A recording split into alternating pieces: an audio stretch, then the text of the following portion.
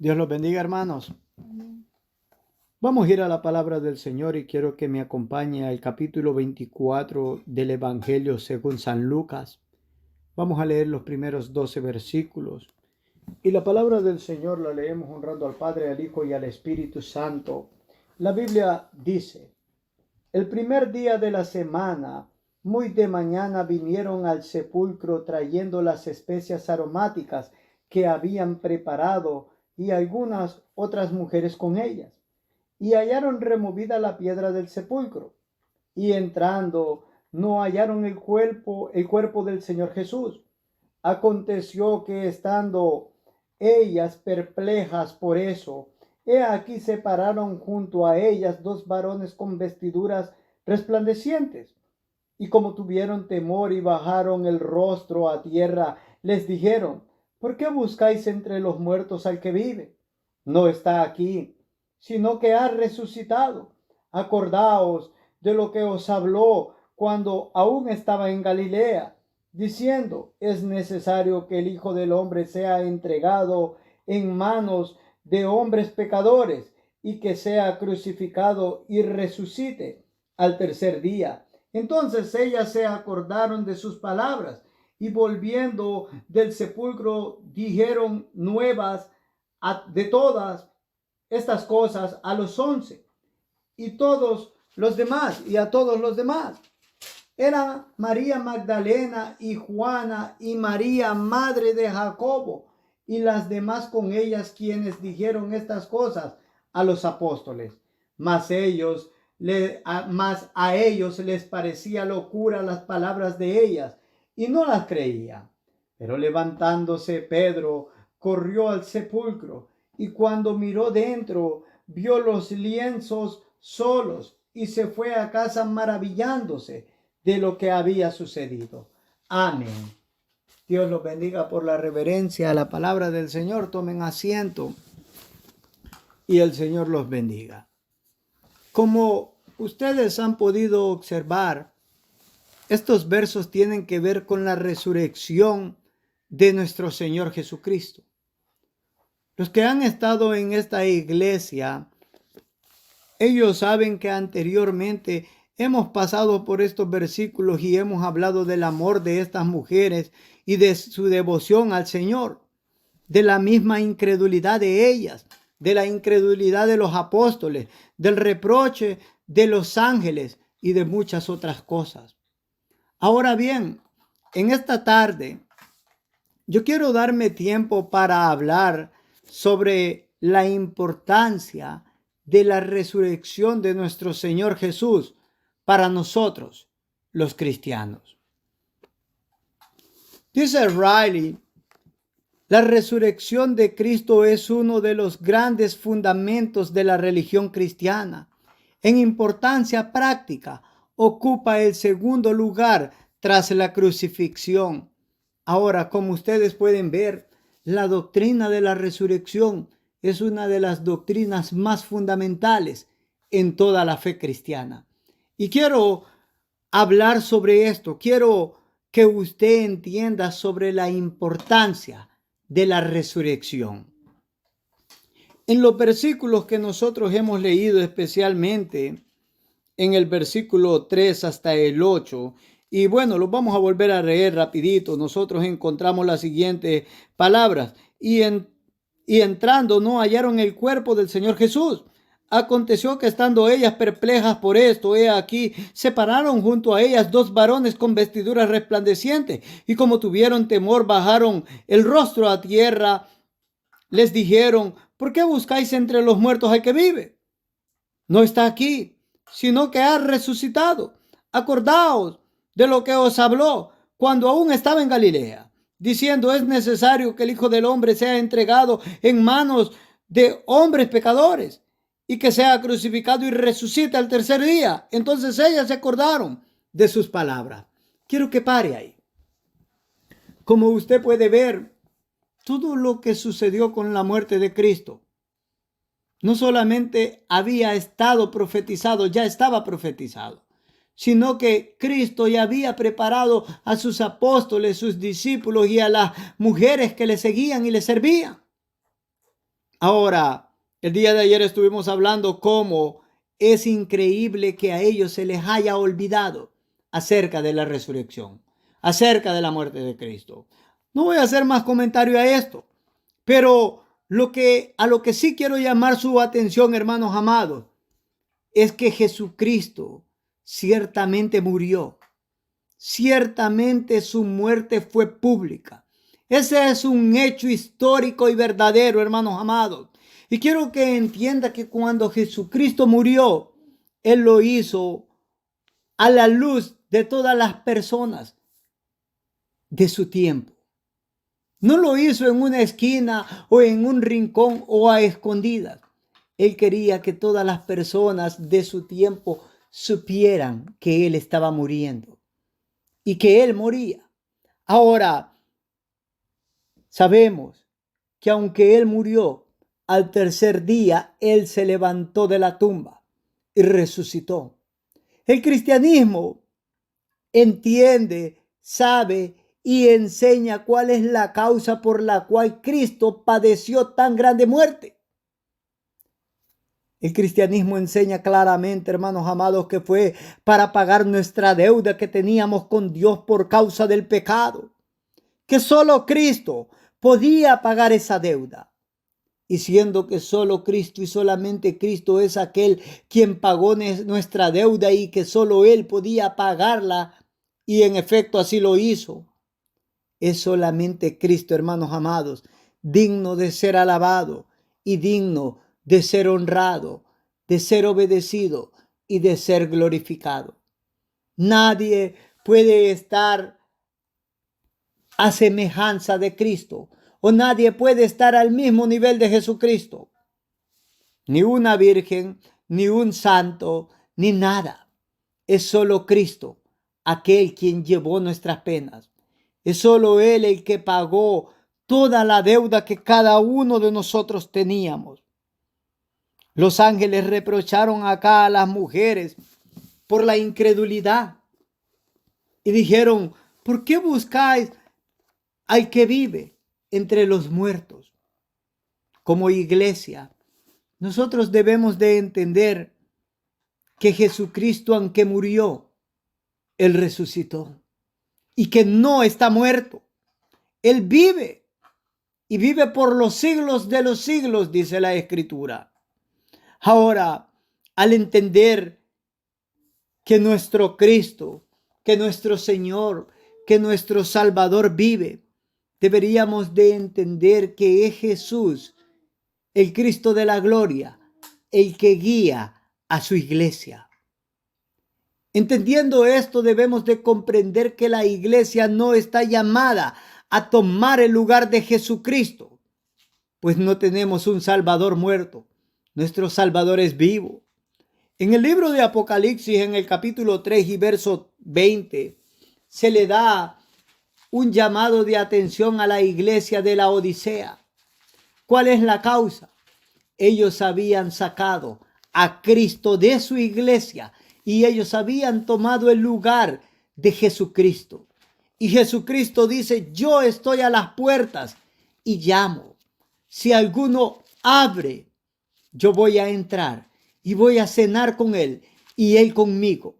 Usualmente en las congregaciones usamos estos versículos para mensajes evangelísticos y para predicarle a personas que son inconversas.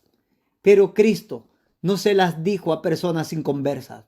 Cristo se las dijo a la misma iglesia que lo habían sacado de su iglesia. Él les dice: déjenme entrar. Oh, hermanos míos, cuídense y cuidémonos cada uno de nosotros de no sacar de nuestro cristianismo a Cristo. No tenemos un Cristo muerto, tenemos un Cristo vivo. Y tenemos que asegurarnos que Él es el que nos guía y no nosotros tratar de guiarlo a Él. En muchas ocasiones, nosotros los cristianos solemos andar en incredulidad. Esto no honra a nuestro Señor. Esto no debería de ser así. La vida del cristiano no debe ser de esta forma. No debe de ser de esta forma. Debemos de decir juntamente con ese patriarca Job, yo sé que mi Redentor vive. Oh, hermanos amados, si sabemos que nuestro Redentor vive, podemos vivir confiados y podemos esperar en Él. Él dijo que no importaba si Él moría, Él sabía que su Redentor vivía. Nosotros podemos confiar. Nuestro Salvador está vivo, está más que vivo y estará siempre vivo por la eternidad y hasta la eternidad. Lo segundo, o lo primero, mejor dicho, que le quiero decir acerca de la importancia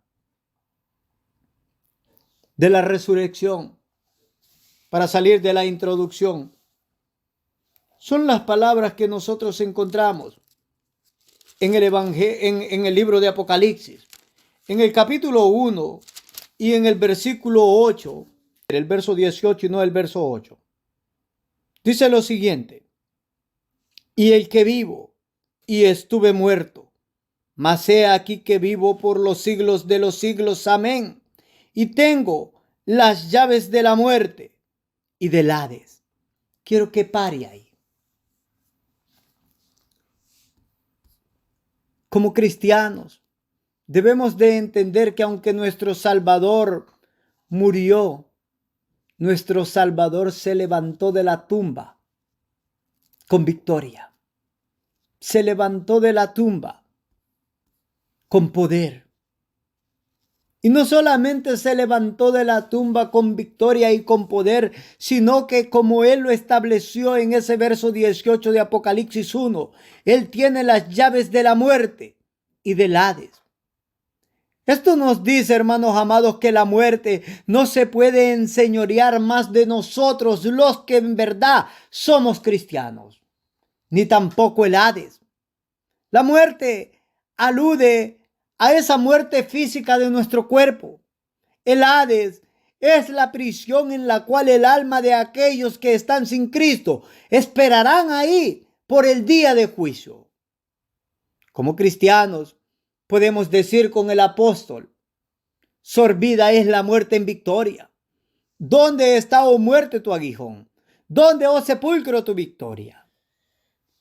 Como cristianos, hermanos amados, no le tememos a la muerte. No importa. En la muerte lo único que observamos es ese agente que nos lleva a la misma presencia de nuestro Señor. Puede venir y tocar nuestro cuerpo, pero no nuestra alma. Y es así. En el capítulo 4 del libro de los Romanos, hablando sobre una segunda importancia fundamental de la resurrección, Romanos 4:25 dice lo siguiente: el cual fue entregado por nuestras transgresiones y resucitado para nuestra justificación. La resurrección de nuestro Señor y Salvador es una doctrina de suma importancia en la iglesia verdadera. ¿Por qué? Porque la resurrección, hermanos míos, es la prueba de que Dios estaba satisfecho con el pago que recibió de nuestro Señor Jesús por nuestros pecados. Dios ha aceptado el sacrificio de Jesucristo como pago por el pecado de cada uno de nosotros. Esto nos tiene que llenar de alegría y de gozo. Saber que Cristo pagó todo lo que debíamos delante de Dios y que Dios dijo: la deuda está saldada. Ellos no deben nada delante de mi presencia. Cuando el apóstol Pablo fue informado que esta doctrina de la resurrección era negada en la iglesia de los Corintios, expresó lo siguiente. Observen lo que dice él en el capítulo 15 de Primera de los Corintios y verso 12 hasta el verso 17.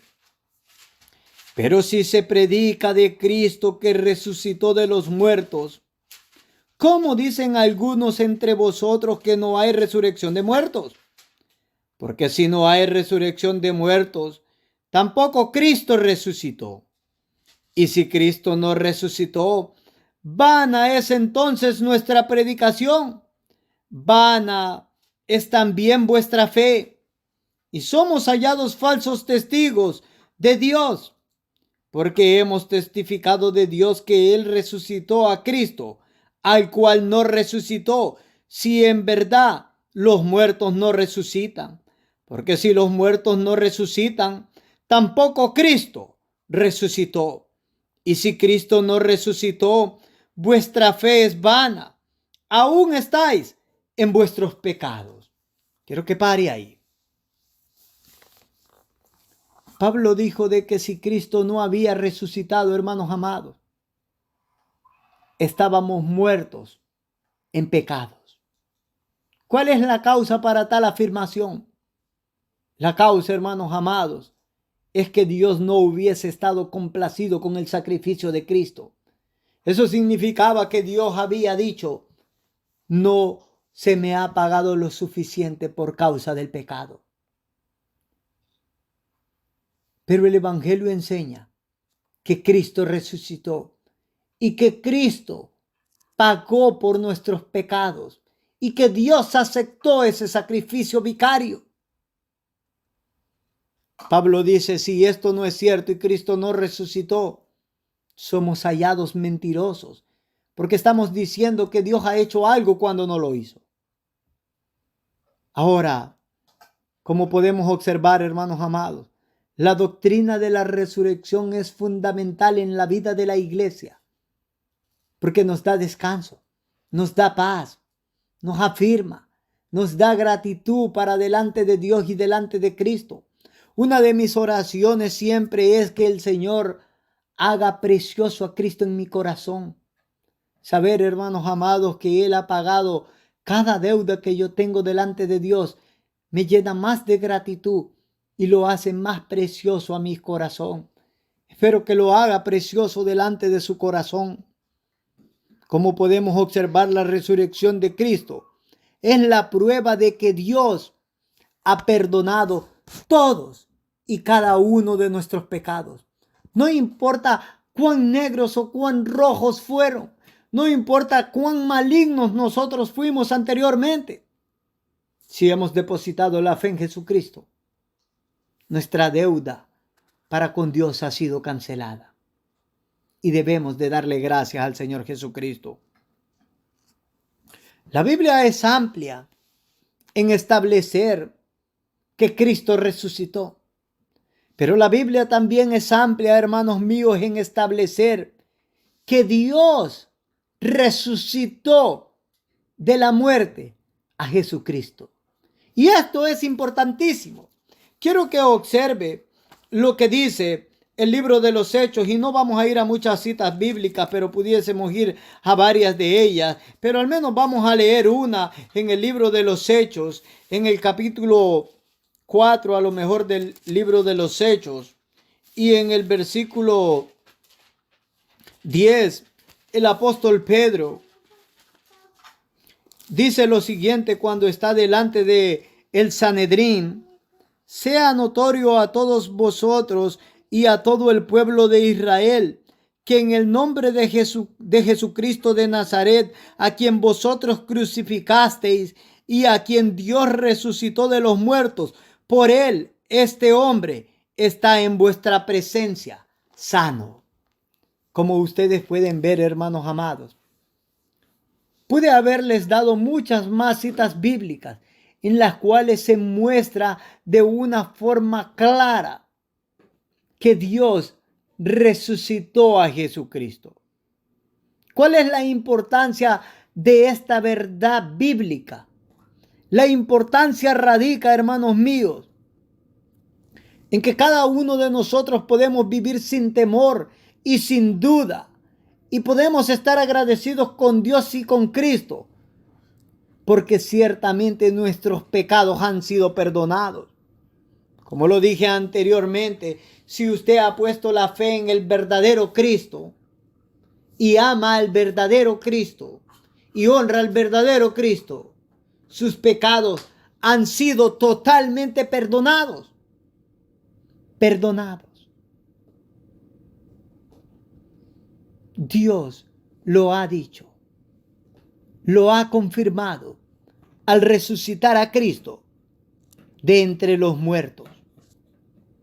El apóstol Juan, o Pedro mejor dicho, en su primera epístola, en el capítulo 1 y verso 21, dice lo siguiente: y mediante el cual creéis en Dios, quien le resucitó de los muertos y le ha dado gloria, para que vuestra fe y esperanza sean en Dios.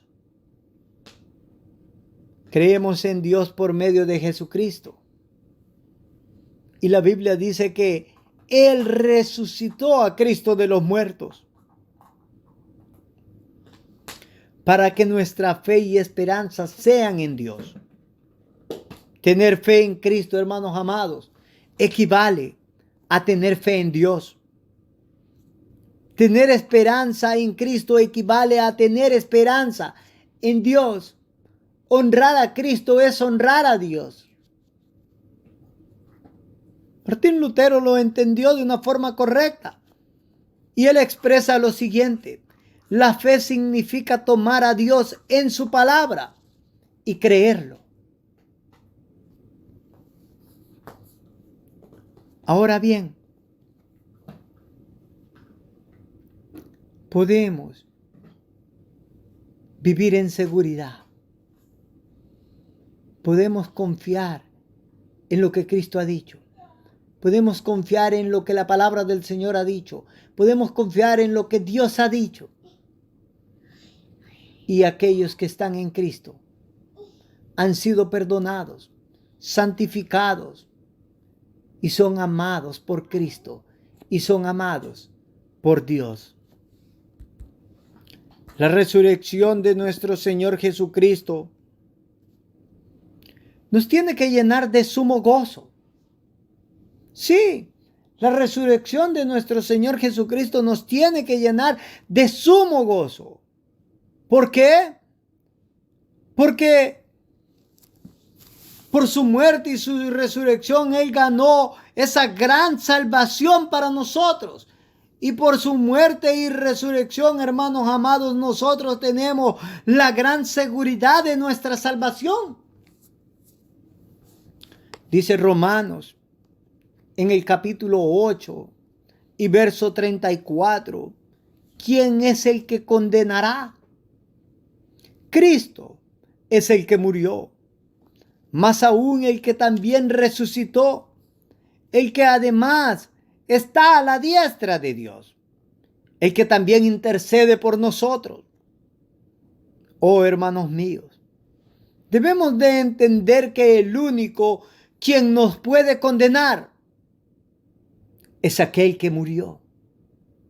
El único quien puede condenar y mandar a alguien al infierno es Jesucristo. Aquel que murió, pero también aquel que resucitó. La Biblia dice que Cristo murió por los suyos y resucitó por los suyos. Y tal como dice el texto, el que además está a la diestra de Dios, el que también intercede por nosotros. Dice ese maestro bíblico John MacArthur: hay 4 razones por las que el creyente nunca será hallado culpable: la muerte de Cristo, su resurrección, su posición exaltada, esto es la segunda persona en la Trinidad, y su intercesión continua por los suyos. Eso es lo que enseña Romanos 8:34. Murió por nosotros. Resucitó por nosotros. Él es Dios, el Hijo. Y Él está intercediendo para que ninguno de nosotros se quede a la entrada del cielo. sino que todos lleguemos a esas mansiones. Esto es seguridad pura, hermanos amados. Seguridad en la salvación. ¿Y qué debe de producir en nosotros al contemplar que la salvación en Cristo está segura para nosotros? Mayor amor, mayor gratitud, mayor obediencia, mayor fidelidad, santidad, separación del mundo y del pecado. Separarnos de esas cosas que nos contaminan. Honrar a Cristo para que su ira no se encienda de repente, como dice el Salmo 2. Como ustedes pueden ver, la resurrección es una doctrina fundamental y gloriosa en la fe cristiana. Hay algo más a lo cual yo quiero llamar su atención. Dice Romanos en el capítulo 14 y verso 9. Porque Cristo para esto murió y resucitó y volvió a vivir, para ser Señor así de los muertos como de los que viven. Cristo murió y resucitó, hermanos míos, para ser nuestro Señor soberano, para ser el curios de nuestra vida, y que nosotros seamos sus siervos, sus dulos, sus esclavos. Él nos compró por su muerte en la cruz del Calvario. Nos compró por medio de su muerte. Él derramó su sangre. No fuimos comprados con oro ni con plata, dijo el apóstol Pedro, sino con la preciosa sangre de Jesucristo. Así que cada uno de nosotros, hermanos, deberíamos de proponer en nuestro corazón vivir para el Señor Jesucristo, porque Él es el Señor de nuestra vida. Él vivió para darnos vida a nosotros de entre los muertos. Él vivió para sacarnos del poder de Satanás y entregó esa vida por cada uno de nosotros los que hemos creído en Él. Ahora cada uno de nosotros debemos de entregar nuestra vida por amor a Él.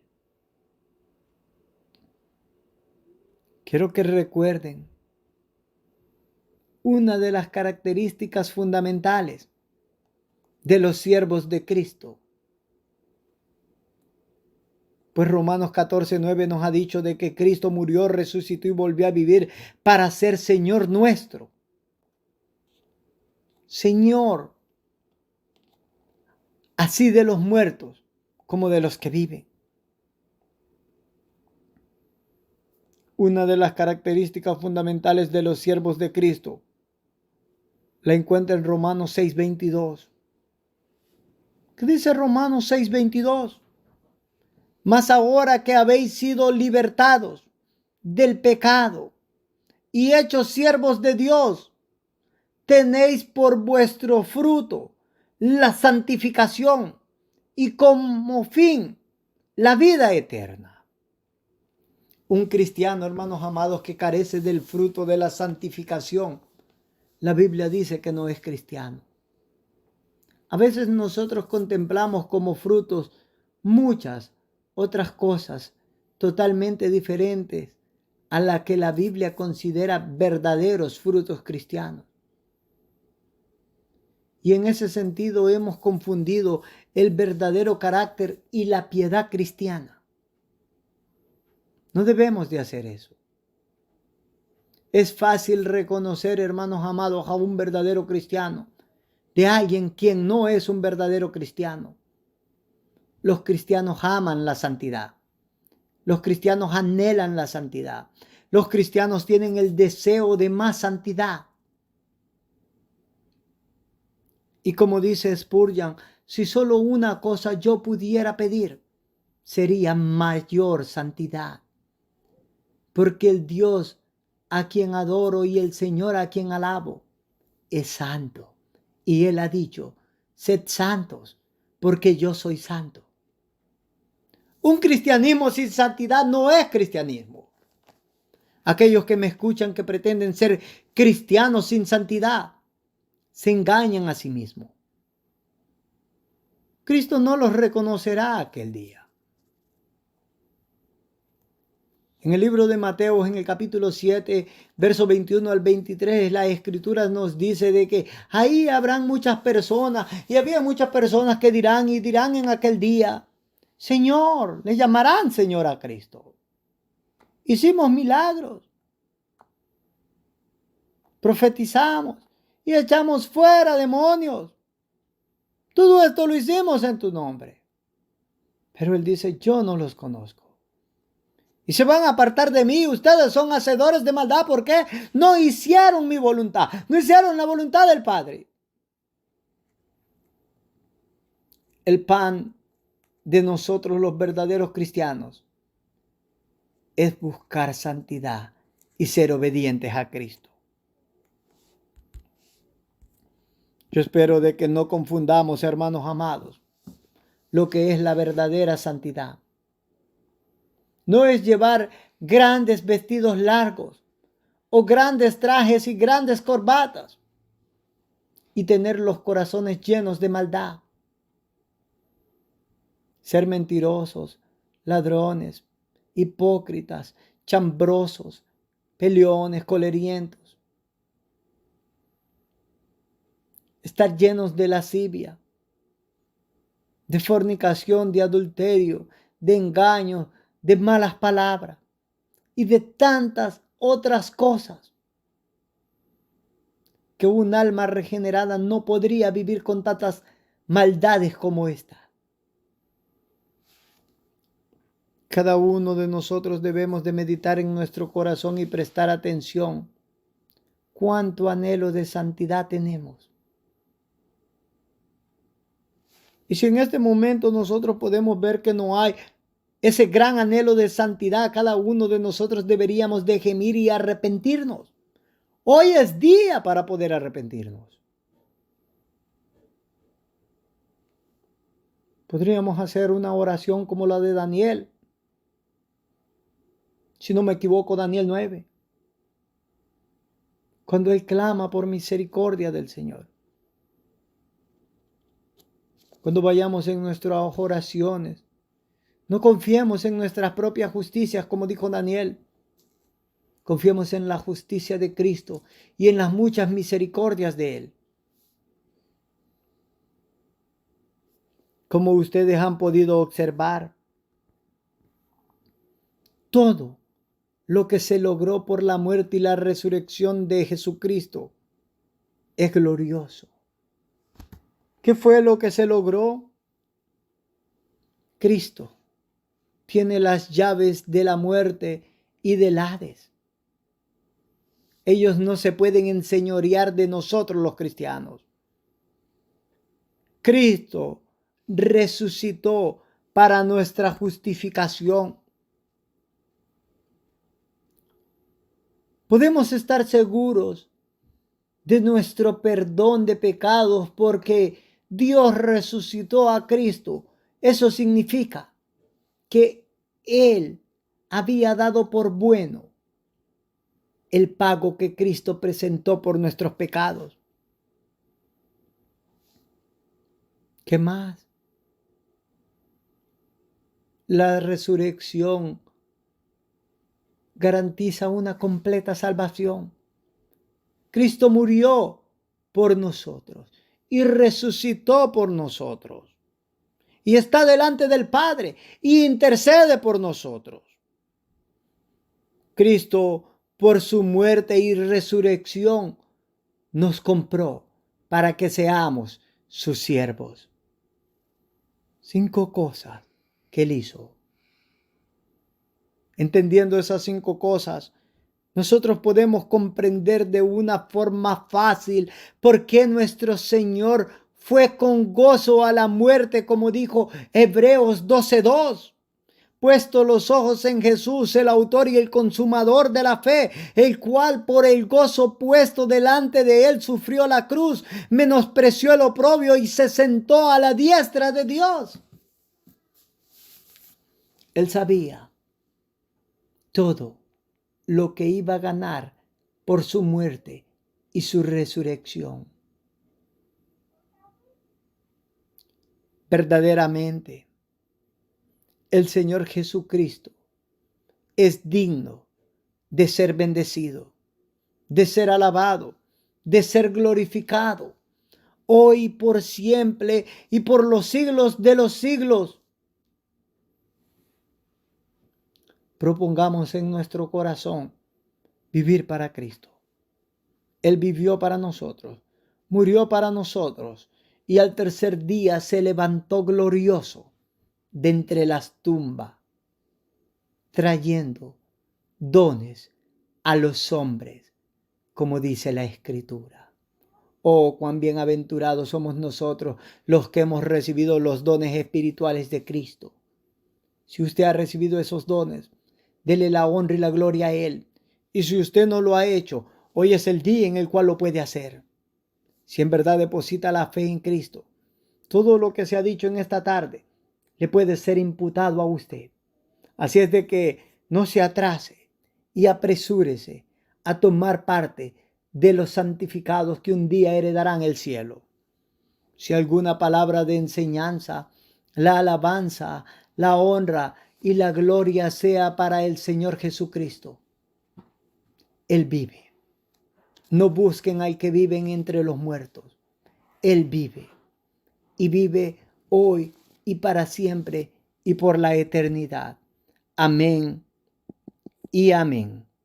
Dios los bendiga, hermanos míos.